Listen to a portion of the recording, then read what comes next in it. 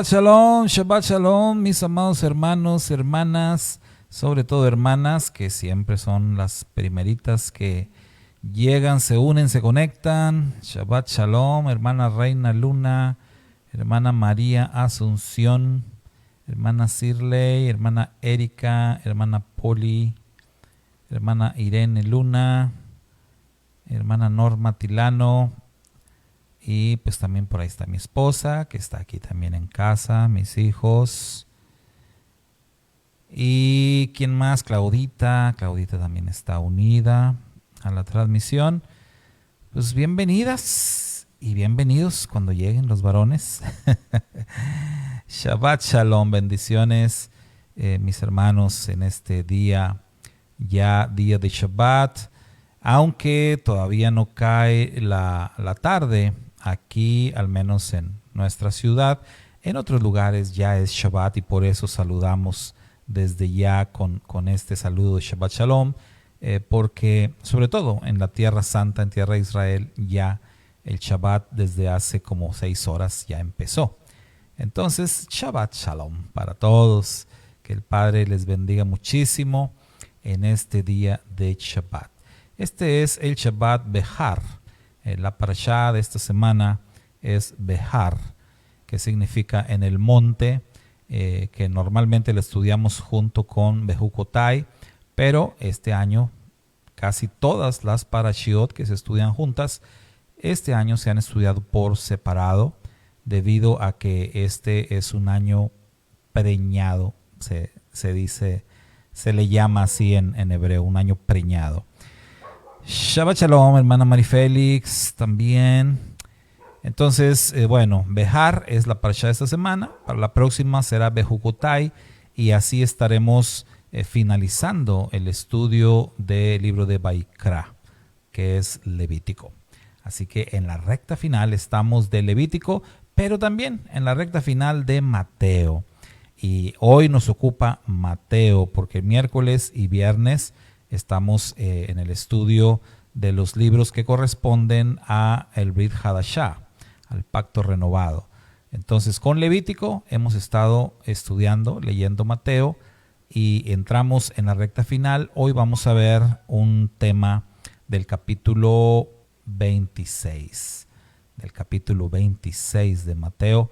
Así que si usted tiene por ahí su Biblia, pues tenga la lista ahí en Mateo capítulo 26.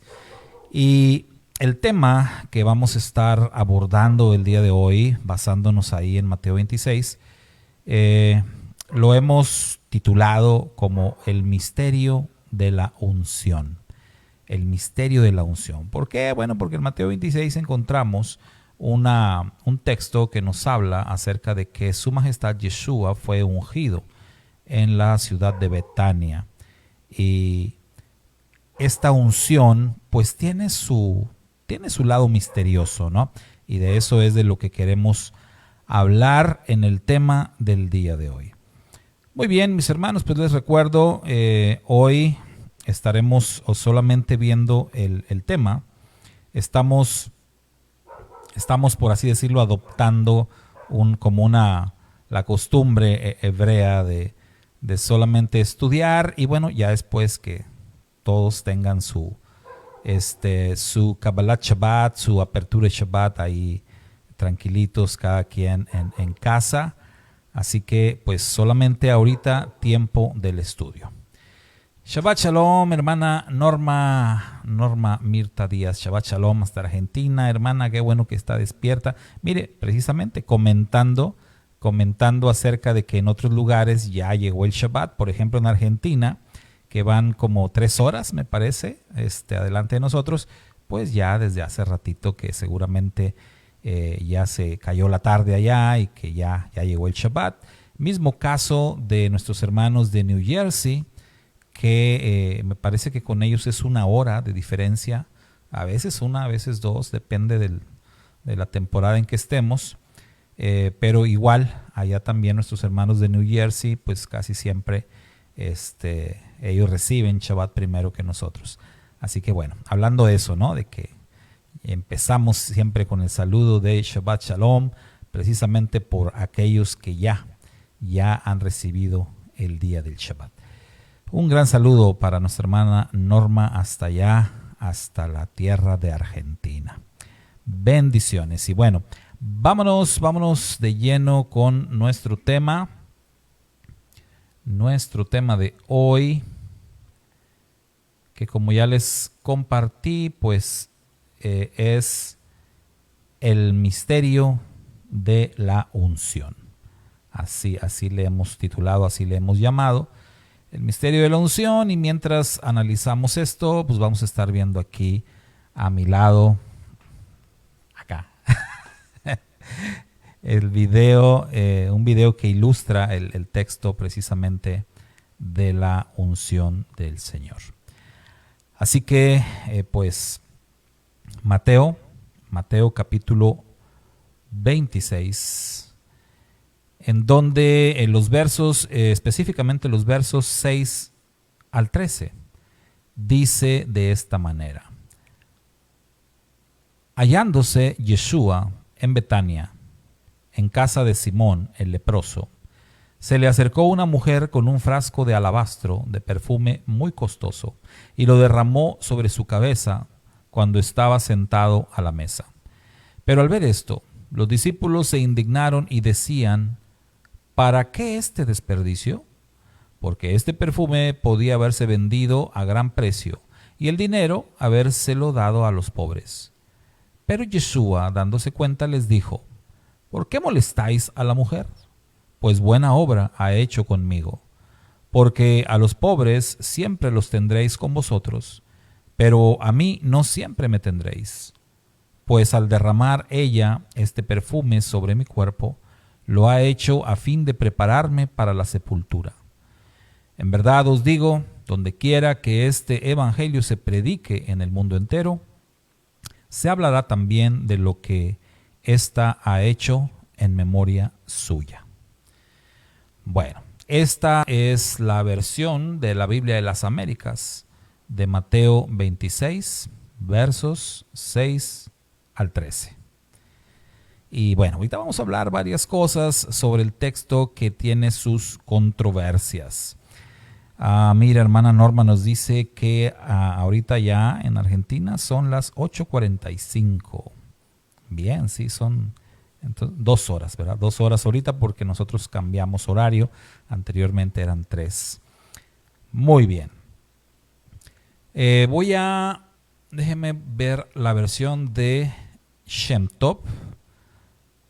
La versión de Shem Tov, y aprovechar que Mateo Shem Tov, recuerde, es el único libro del Brit Hadashah del cual se han encontrado copias escritas totalmente en hebreo. Entonces, pues aprovechar, ¿verdad? Que Mateo es el único, y ver esta versión en español del Evangelio de Shem Tov. Dice así: sucedió que cuando Yehoshua estaba en Kefar Hanayá, en casa de Shimón el piadoso, se le acercó una mujer con un frasco de unción y lo derramó sobre su cabeza, mientras que él estaba sentado a la mesa. Pero esto disgustó mucho a los que allí estaban, y dijeron: ¿por qué esta pérdida? Se hubiese podido vender a gran precio y la ganancia darla a los pobres. Yehoshua, que tenía conocimiento de todo asunto en relación a cualquier cosa que se haga, les dijo: ¿ustedes están acusando a esta mujer? Ciertamente, una maravillosa buena obra ella ha hecho conmigo. Porque los pobres estarán con ustedes siempre, pero yo no estaré con ustedes siempre. El poner esto en mi cuerpo alude a mi sepultura. Ciertamente, yo les digo que en todo lugar del mundo donde se proclame esta buena nueva, se dirá en memoria de mí lo que esta mujer ha hecho. Muy bien. Controversias. ¿Qué controversias tenemos acerca de lo que nos narra este texto? Bueno, si se dieron cuenta, para empezar, en las dos versiones que leímos hay algunas diferencias, no controversias, pero algunas diferencias. Por ejemplo, cualquier versión tradicional traduce que estaban en casa de Simeón o de Simón el leproso. Y la versión de Shem Tov dice el piadoso. Entonces sí hay una diferencia, ¿verdad? Ahí de el leproso al piadoso. Y esto, según los comentaristas, tiene que ver pues con un asunto de traducción. O sea que lo de leproso puede ser una mala traducción. Entonces este sería más correcto, ¿sí? El piadoso. Entonces esta es una diferencia entre una versión y otra. En las otras versiones, en la mayoría, se hace mención de que fueron los discípulos quienes se inconformaron, ¿sí?, con lo que esta mujer hizo. En el Mateo de Shem Tov no dice que fueron los discípulos. Acá más bien dice que los que estaban presentes. Así es como lo maneja, ¿sí? Entonces pues también es una diferencia, ¿verdad? Interesante, que mientras los demás dicen, los discípulos, el Mateo Shem Tov dice, esto disgustó mucho a los que allí estaban, ¿sí? A los que allí estaban. Entonces pudo haber habido otras personas ahí en este lugar, ¿sí? Entonces esa es otra de las diferencias que existen entre estas dos versiones. Ahora, la controversia o las controversias que surgen de este evento es que este es uno de los textos que aparecen en los 4 evangelios. Hemos explicado en otras ocasiones que el primer evangelio que se escribió fue el evangelio de Marcos. Después, digamos que Mateo y Lucas tomaron de Marcos. En otras palabras, Mateo absorbe a Marcos, Lucas también. Es decir, que todo lo que narra Marcos lo puedes encontrar en Mateo y lo puedes encontrar en Lucas.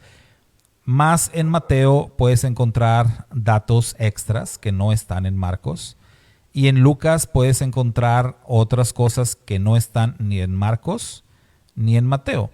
Pero finalmente hay textos que están en los 3 evangelios. El que es totalmente distinto es el de Juan. Sin embargo, este texto en específico aparece en los 4, en Marcos, en Mateo, en Lucas y en Juan, lo de la unción de Yeshua. El asunto es que hay diferencias. O sea, hay diferencias entre las narrativas. Y algunas diferencias pues son muy marcadas. Y esto ha causado, digamos eso, ciertas controversias, polémicas. Pues los incrédulos se regodean, ¿no? Cuando encuentran alguna diferencia, cuando encuentran alguna, ellos llaman contradicción en la Biblia, pues les encanta esto y según con ello demuestran que la Biblia es una farsa y que no sé qué. Pero bueno, al contrario, cuando hay este tipo de aparentes contradicciones, pues esto viene a reforzar lo que está ahí en las Escrituras y para aquellos que nos gusta el estudio y escudriñar las Escrituras y tratar de entender y descubrir la verdad, pues esto nos apasiona, ¿no? Hay que decir que acerca de estas diferencias o de estas controversias se ha hablado mucho a través de los siglos, se ha especulado mucho. Yo no les voy ahorita a decir aquí, yo resolví el asunto. No, simplemente les comparto lo que ya otros comentaristas, intérpretes de las Escrituras, a qué conclusiones han llegado al comparar lo que dicen los diferentes evangelios. Sobre todo de esta unción de Yeshua que ocurre en Betania. Betania, pues quiere decir como la casa del pobre, así literalmente del hebreo al español se puede traducir como casa del pobre. Ese era el nombre de ese lugar en donde vivían unos amigos muy cercanos a su majestad Yeshua, Lázaro y sus dos hermanas llamadas Marta y María. Yeshua tenía una amistad muy muy cercana con estos personajes de los que nos hablan las escrituras, y por lo que podemos observar, pues pareciera que cada vez que tenía oportunidad el maestro pasaba por Betania a saludar a sus amigos, y no solo eso, comer con ellos y enseñarles acerca de las escrituras. Entonces, esta unción de Yeshua ocurre en Betania. El asunto es que en Juan, en el Evangelio de Juan, capítulo 12, cuando narra acerca de esto, Juan dice que quien llevó a cabo la unción fue María. María, la hermana de Lázaro. En el caso del Evangelio de Mateo, ahorita que hicimos la lectura, usted puede verificar o ver que acá pues no aparece un nombre de la mujer o de quien lo hizo.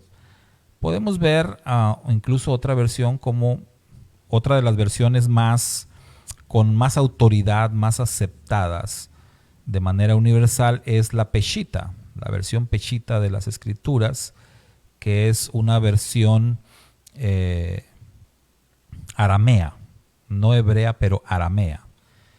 Y la versión Peshita dice: cuando estaba Yeshua en Betania, en la casa de Simón el leproso, vea que aquí dice leproso, en la otra dice, en la hebraica, Shem Tov, dice el piadoso. Una mujer, entonces dice una mujer. Entonces no dice que fue María, porque pues están en casa de Simón, dice Mateo. Pero en el Evangelio de Juan dice que están en casa de Lázaro. En casa de Lázaro, Marta y María. Y entonces Juan dice que la mujer que ungió a Yeshua fue María, la hermana de Lázaro. Y aquí Mateo no dice el nombre de esta mujer. Si hacemos un comparativo, del texto, así verso por verso, palabra por palabra, pues pareciera que tanto Mateo como Juan están hablando del mismo evento.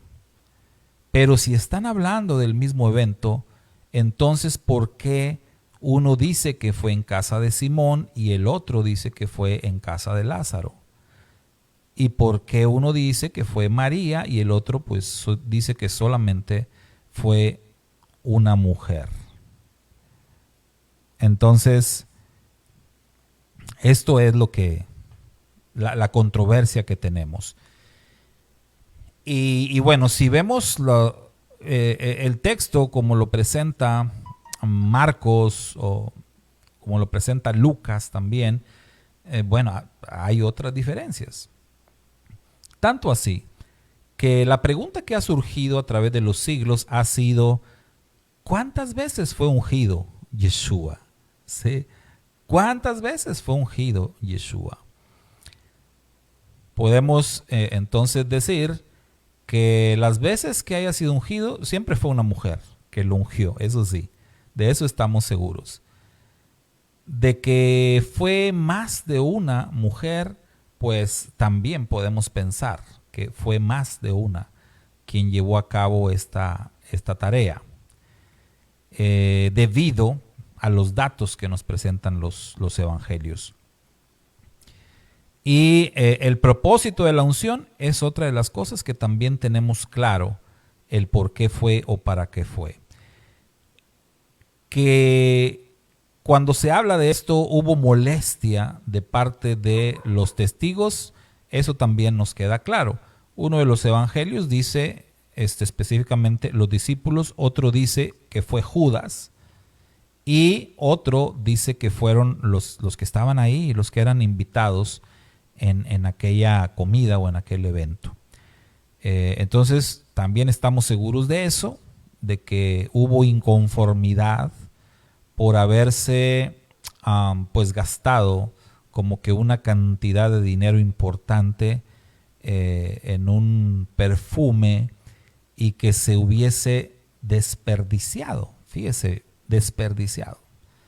Bueno, Yeshua no estuvo de acuerdo con eso, ¿no? De que se hubiera desperdiciado, y él defendió a la mujer y él defendió sobre todo el propósito para el cual se estaba llevando a cabo esta unción.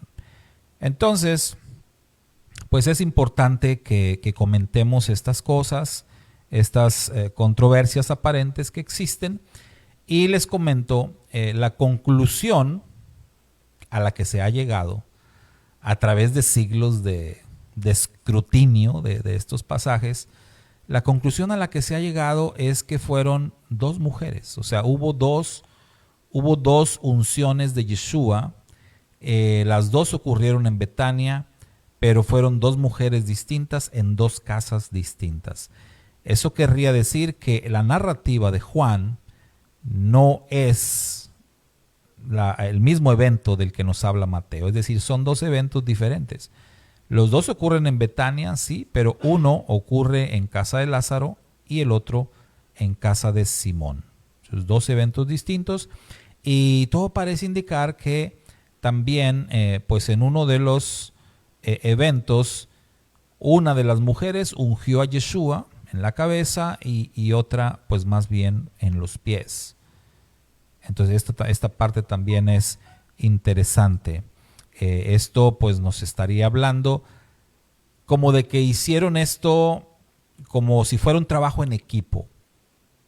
Claro, sin ponerse de acuerdo, pero como que fue un trabajo en equipo, y esto tendría sentido, digámoslo así, desde una perspectiva hebrea, por el tema de los dos testigos.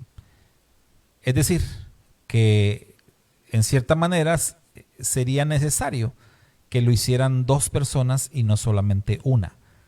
Que Yeshua fuera ungido dos veces y no solamente una vez.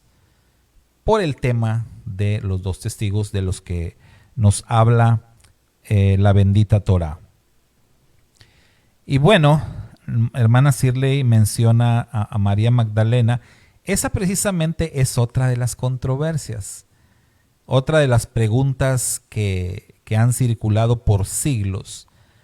Ha sido si María, la hermana de Lázaro, es María Magdalena.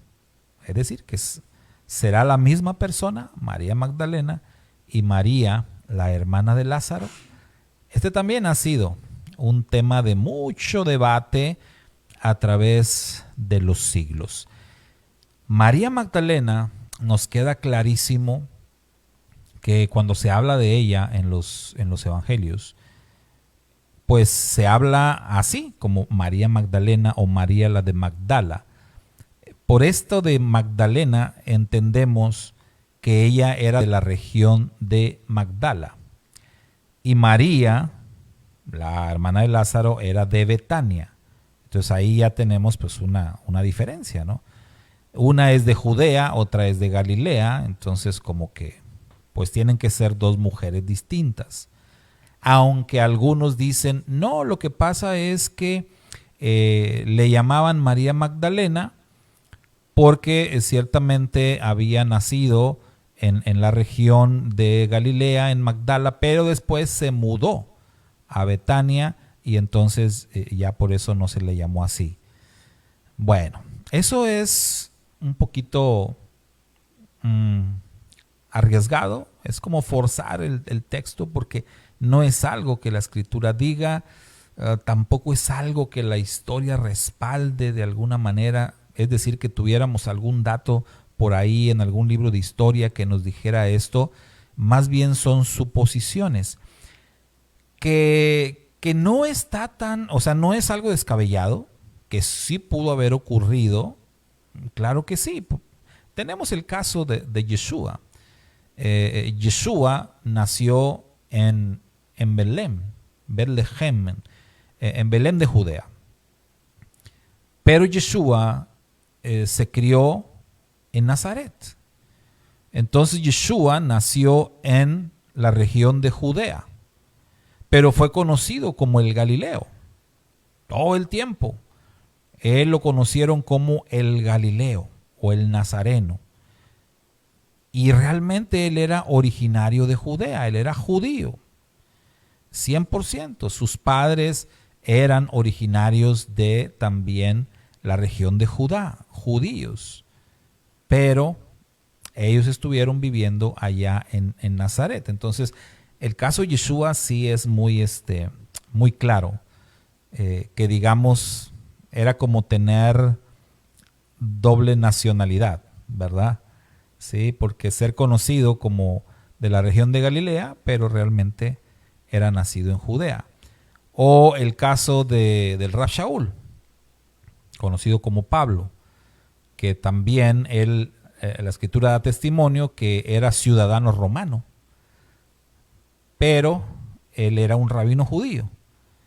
Entonces, se presentan casos así de una dualidad en cuanto a nombres, porque los nombres en aquellos tiempos tenían que ver también con el tema de la región o de la ciudad de donde eras. Bueno, entonces esa es otra de las controversias que existen. Hermana Shirley dice, no son las mismas. No, yo creo también que no son las mismas. Pues la evidencia bíblica nos dice que no son las mismas, ¿verdad? Como nos está hablando de dos Marías. De hecho, en el Evangelio de Lucas se habla de varias Marías que hubo muy cercanas a Yeshua, empezando con María, su madre, que siempre lo acompañó a todos lados, que nunca lo dejó, que aún después de su muerte, resurrección y ascensión, la madre de Yeshua permanecía con los 120 allá en el aposento alto. María Magdalena, como decíamos, una mujer quizás la más destacada en el ministerio de Yeshua, esta María Magdalena que siempre estuvo apoyando a su majestad, que fue la primera que lo vio resucitado. Bueno, una mujer sin duda importantísima en el ministerio del Maestro. Recordemos que Lucas incluso nos da el dato de que eran las mujeres las que apoyaban y sostenían económicamente el ministerio de Yeshua, ¿sí? Esto es un dato curioso si usted quiere, pero totalmente verídico, del que da testimonio Lucas. Y recordemos que Lucas, él se empeñó en escribir todos los detalles respecto a la vida pública de Yeshua. Y él es quien nos dice que eran las mujeres, las seguidoras de Yeshua, quienes sostenían económicamente su ministerio. Porque, pues hermanos, siempre se ha requerido el dinero, ¿verdad? El tema de la economía, pues siempre ha sido importante en todos los tiempos para sostener un ministerio, para sostener un trabajo. Y Lucas nos dice que las mujeres se encargaron de eso durante todo el tiempo y por eso Lucas nos proporciona los nombres de varias mujeres que fueron importantes en el ministerio de su majestad Yeshua. Bueno, Mateo no nos proporciona el nombre de la mujer que ungió a Yeshua, pero sí nos dice que ella llegó con un frasco de alabastro, con un perfume muy costoso, y que lo derramó sobre la cabeza de Yeshua cuando él estaba sentado a la mesa. Y bueno, vamos a dejar ya a un lado las controversias y las aparentes contradicciones. Ya hicimos los comentarios pertinentes, las conclusiones a las que se ha llegado.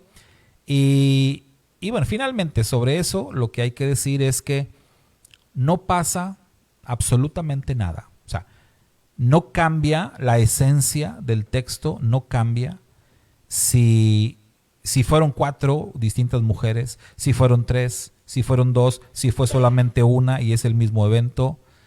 no cambia en nada si fue María Magdalena o si fue María, la hermana de Lázaro, si fueron las dos, si fue alguien más. No cambia la esencia del texto. Ciertamente, Yeshua dijo que en cualquier parte que se proclamara esta buena noticia en el mundo entero, se iba a hablar de lo que hizo esta mujer en memoria suya. O sea, se hablaría de lo que ella hizo. Aquí Yeshua nos está diciendo lo que es la parte importante de este evento. Y no es el nombre de la mujer, no es la identidad de la mujer la parte importante, sino de lo que ella hizo, ¿sí? De lo que ella hizo. Entonces, el misterio de la unción, porque ¿qué hizo la mujer? Ungió a Yeshua. Eso fue lo que ella hizo, lo ungió. En cualquiera de los casos de los 4 evangelios donde se habla de esto, todos coinciden. La mujer, quien quiera que haya sido, ungió a Yeshua. Entonces, esa es la parte esencial. Esa es la parte importante del texto. Esa fue la buena obra que ella hizo con Yeshua. Lo ungió, derramó perfume sobre él y según el testimonio del mismísimo maestro, ella hizo esto para prepararlo para la sepultura. De hecho, en una de las versiones dice que lo que estaba haciendo esta mujer era adelantándose. Era como ir un paso adelante. Ir un paso adelante. Entonces, esto, mis hermanos, esto es la parte importante del texto. Esto es el misterio de la unción. Podemos hablar de la unción, de lo que significa la unción, pero la parte más esencial o la parte más importante de esto es que esta mujer estaba dando un paso adelante, o esta mujer estaba más adelantada que los discípulos mismos al estar llevando a cabo esta acción de ungir a Yeshua. Ahora, ¿por qué? ¿Por qué era esto? Bueno, la unción, recuerde usted que la unción era algo que se llevaba a cabo dentro del contexto judío. La unción se llevaba a cabo hacia los profetas, hacia los reyes y hacia los sacerdotes. Estas personas dentro de la cultura hebrea eran quienes eran ungidos para desempeñar un ministerio, ya sea como sacerdote, ya sea como rey, ya sea como profeta. Tenían que ser ungidos con aceite. Y esta palabra ungido es la palabra Mashiach, la palabra hebrea Mashiach. Entonces, tenía que haber esta unción con aceite para desempeñar estos ministerios. Pero acá en este evento específico, Yeshua dijo que la unción que estaba llevando a cabo esta mujer para con él tenía un propósito específico y era para la sepultura. Entonces, esto no tenía que ver con la unción reconociendo en Yeshua su majestad como rey, o reconociendo en Yeshua su sacerdocio, o reconociendo en Yeshua su ministerio profético. No.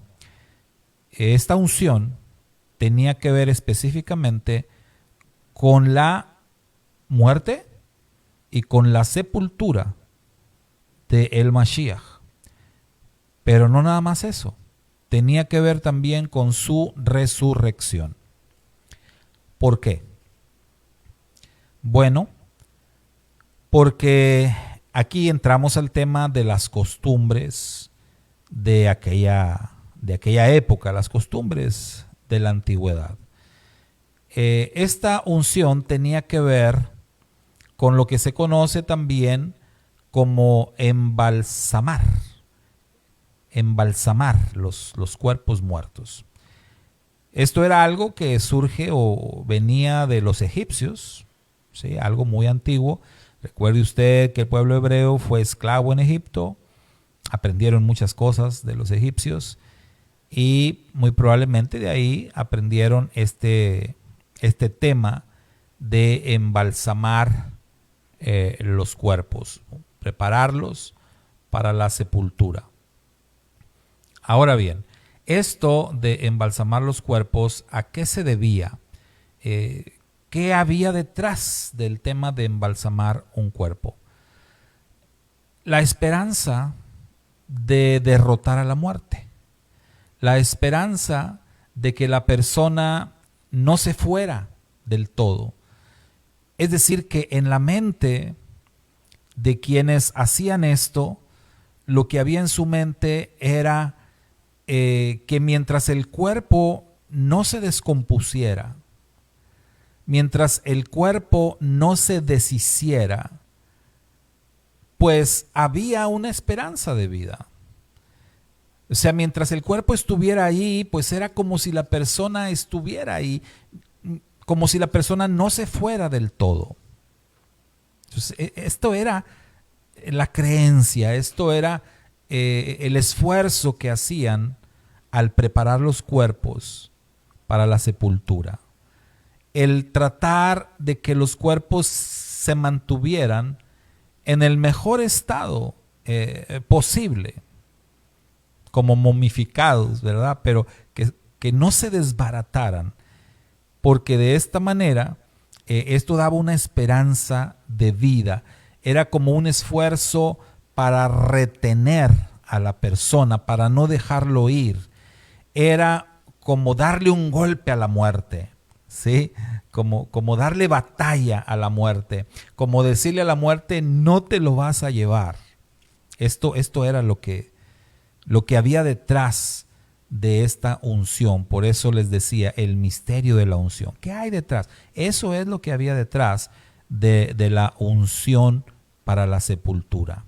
Un esfuerzo de golpear a la muerte, de derrotar a la muerte, un esfuerzo de que la persona permaneciera, que la persona no se fuera. Entonces, cuando esta mujer está ungiendo al Señor, a su majestad Yeshua, ¿qué está haciendo? Y esto es bien importante, porque por eso Yeshua dijo, lo que ella ha hecho conmigo, donde quiera que se predique el mensaje de la buena noticia, se hablará de esto. Se hablará de esto en memoria de ella.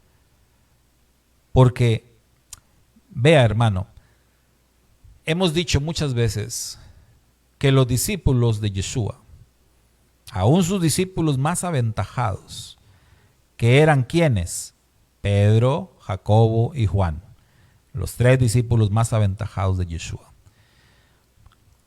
Y además los otros 9, ¿no? Ninguno de los 12 discípulos más aventajados de Yeshua, porque recuerde usted, a Yeshua lo siguieron muchos discípulos, no solamente los 12, que son llamados apóstoles o emisarios. Yeshua tuvo muchos discípulos en su ministerio terrenal. Y tuvo por lo menos 70 que eran, pero bien fieles y bien consagrados. Pero ni siquiera los 12, ni siquiera los 3 más aventajados, entendieron el tema o el misterio de la buena noticia, que tenía que ver con la muerte, sepultura y resurrección de su majestad Yeshua. Ahora, hemos dicho otras veces, esto no es todo el mensaje del Evangelio, pero sí es una parte fundamental.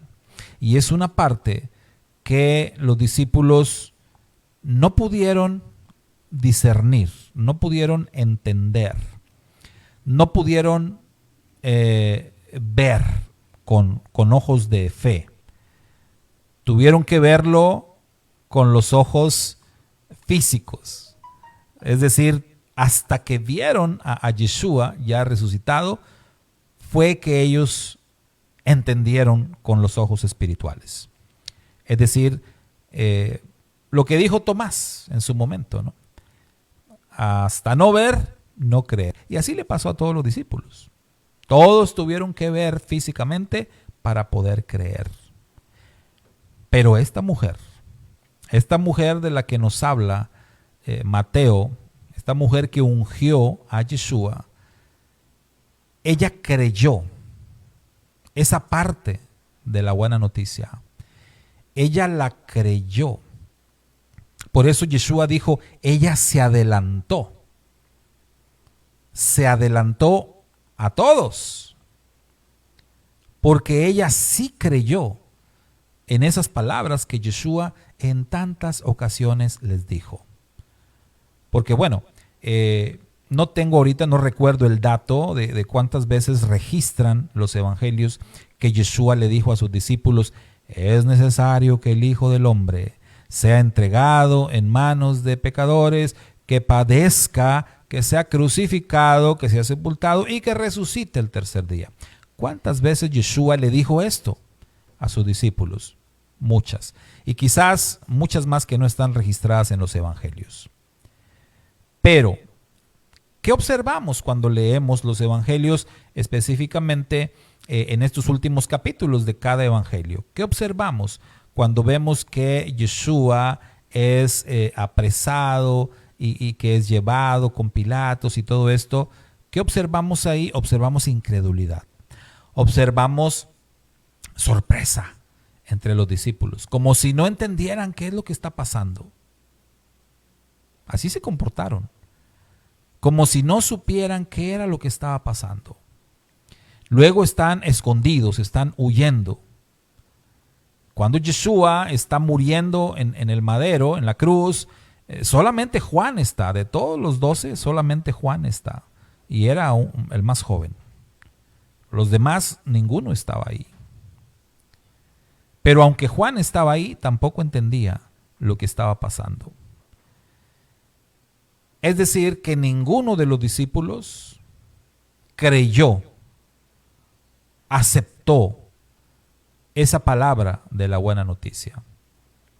Pero esta mujer de la que da testimonio Mateo, capítulo 26, esta mujer sí entendió y sí creyó que nuestro Santo Maestro, Yeshua, iba a morir. Y Mateo da testimonio que precisamente ella ungió a Yeshua en los días previos, es decir, unos cuantos días antes de que Yeshua fuera apresado y fuera asesinado. Es decir, que el dato de Mateo capítulo 26 confirma este punto de que la mujer realmente estaba preparando a Yeshua para la sepultura, de que esta mujer realmente sí estaba creyendo que Yeshua habría de morir. Y al creer que Yeshua habría de morir y que habría de ser sepultado, porque ella lo está ungiendo para la sepultura, pero también estaba creyendo en la esperanza de vida, por lo que ya dijimos.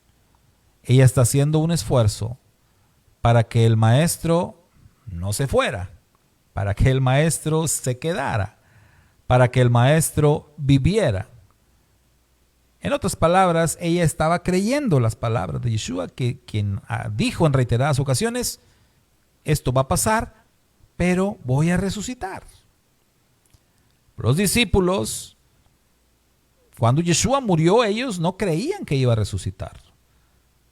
Lea usted los evangelios y usted puede ver que ellos no creían.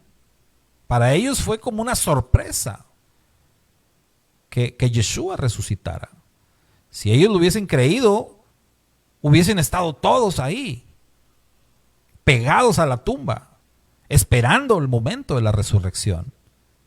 Pero nadie estaba ahí. Pero esta mujer, que por el dato que nos da el Evangelio de Juan, de que fue María Magdalena,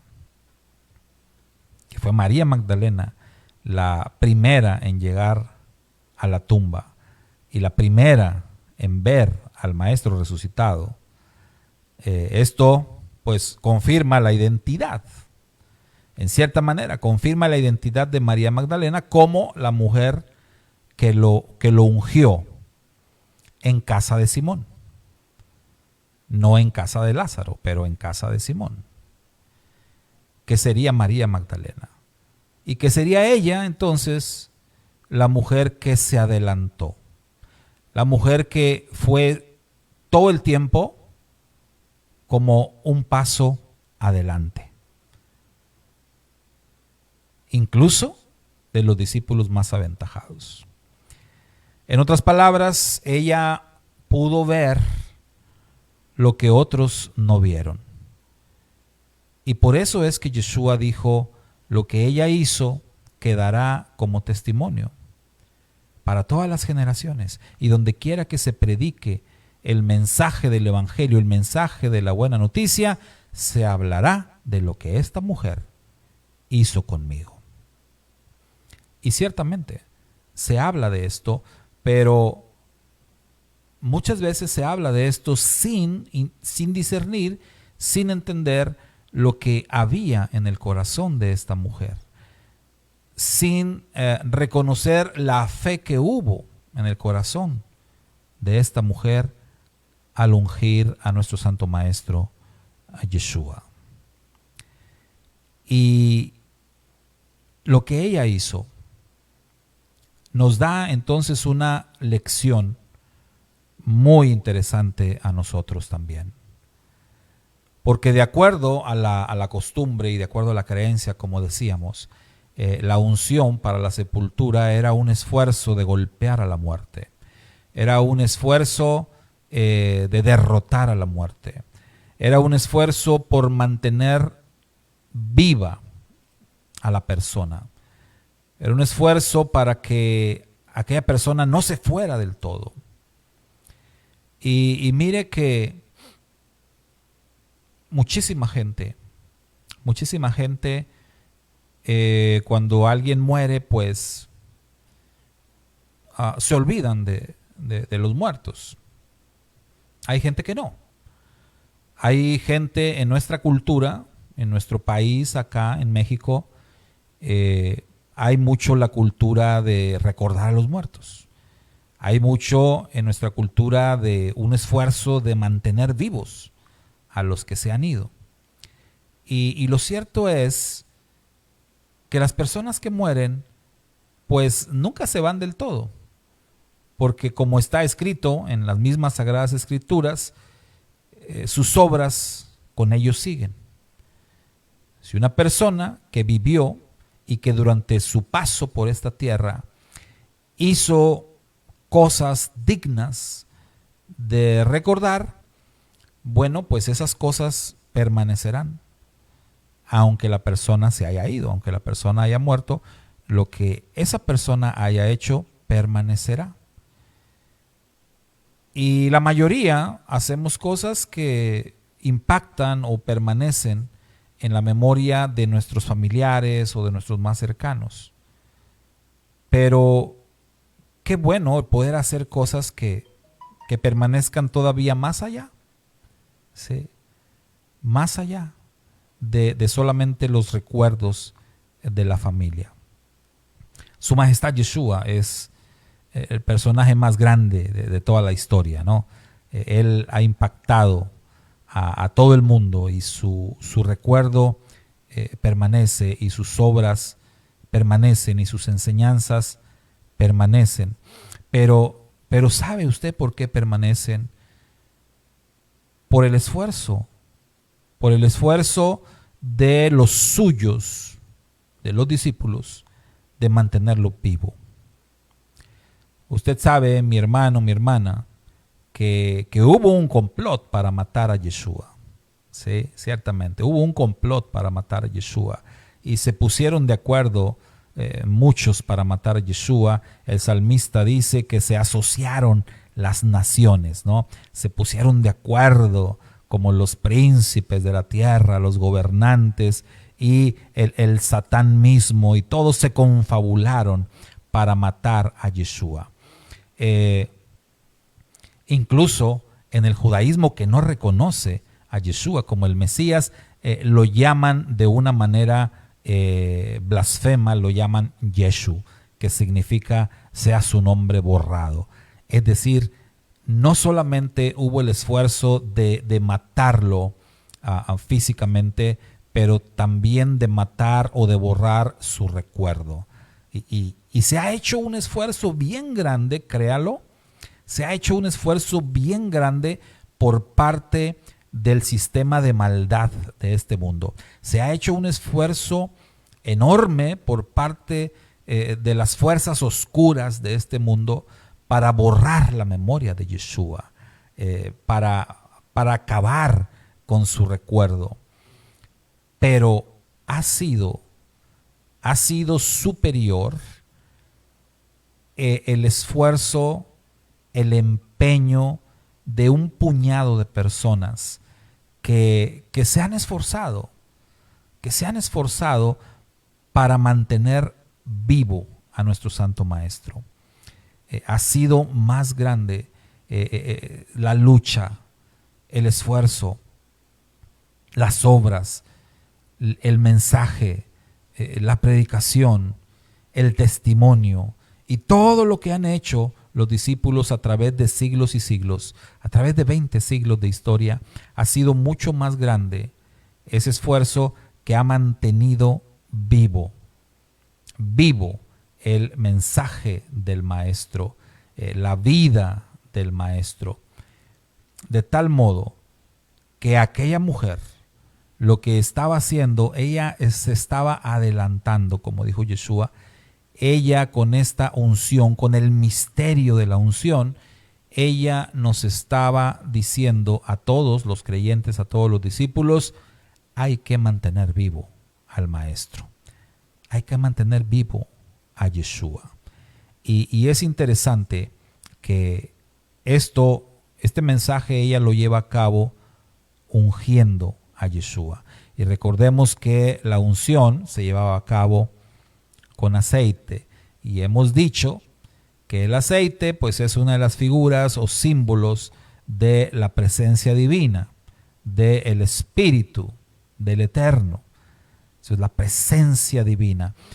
Y nuestra sociedad, nuestra generación, se caracteriza precisamente por tratar de borrar del mapa todo lo que tenga que ver con lo divino, todo lo que tenga que ver con el mensaje del cielo, todo lo que tenga que ver con Dios, con el Creador del universo. Estamos ante una generación que está tratando, o no está tratando, una generación que está golpeando las instituciones divinas por excelencia, como el matrimonio, como la familia, como el varón y hembra los creó, y muchas otras cosas. Estamos en medio de una generación perversa que está haciendo grandes esfuerzos por echar abajo todo lo que es el mensaje de las Sagradas Escrituras, el mensaje del Eterno. Y es por eso que ante una generación así de perversa y de malvada, nosotros tenemos que recordar la lección que nos dio aquella mujer. Y tenemos que ser los portadores del misterio de la unción. Tenemos que ser aquellos que mantengan vivo el mensaje del Todopoderoso. Tenemos que ser aquellos que defiendan el honor del cielo. Tenemos que ser aquellos que defiendan la verdad ante la ola tan grande de mentiras que el mundo está proclamando. Tenemos que ser aquellos que den el ejemplo, que den testimonio a costa de lo que sea, pero tenemos nosotros que ir un paso adelante. Como aquella mujer lo hizo, así nosotros también tenemos que ir un paso adelante. Ya no es aceptable que el sistema de este mundo siempre vaya un paso adelante de nosotros. Ya no es aceptable esto, mis hermanos. Nosotros somos quienes tendríamos que ir no uno, sino muchos pasos adelante del sistema de este mundo.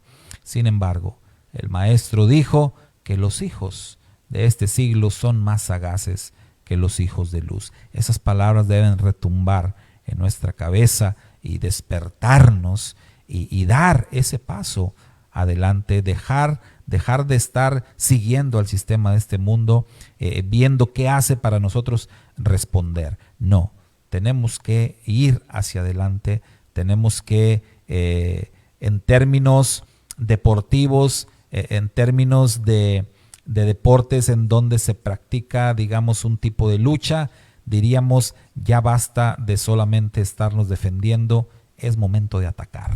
Es momento que nosotros hagamos lo necesario para ganar terreno, para avanzar en medio de esta situación de conflicto que se está dando de una manera tan fuerte en el mundo entero. Esta situación entre el bien y el mal, esta situación entre la luz y la oscuridad, en donde nosotros estamos en medio de toda esta batalla, en medio de toda esta situación, en donde nosotros hemos sido puestos para ser luz, para ser bendición, para ser guía, para ser testimonio, para ser incluso maestros de todos aquellos que lo necesitan. Todas estas cosas tienen que ver con el misterio de la unción y tienen que ver con lo que aquella mujer hizo por su majestad Yeshua.